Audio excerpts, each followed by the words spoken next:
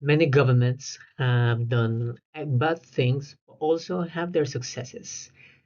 Colombia is not an exception, but Colombia has a very unique mm, history in the region because this is the first left-wing government to be in charge of the country after more than 200 years. That's why I call this government a watershed in Colombian history.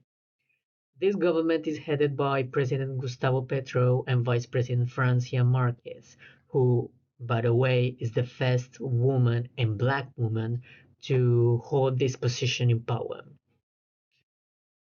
Also, in Colombia, there is the judicial branch, which is composed by many bodies, and the Congress. The Congress is divided into Senate and the House of Representatives.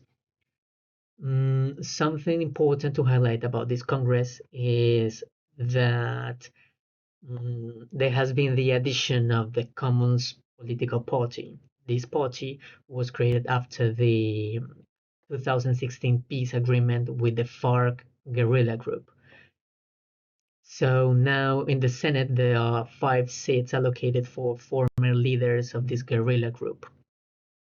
Remember that Colombia is a country that is always aiming at seeking peace, and we are experts in peace negotiations and peace processes.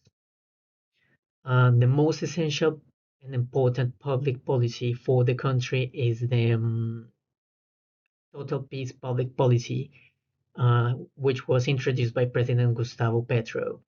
The main focus of this policy is to be able to negotiate the exit of all the armed groups of the country, including guerrillas such as ELN and paramilitary groups such as Clan del Golfo. This public policy has not been that useful for the country because these groups have denied and refused to leave the guns, but also to leave behind this profitable business of drug trafficking. So as long as drugs are something profitable for them, they will still continue being part of this business, which causes a lot of lives and a lot of efforts for the Colombian society.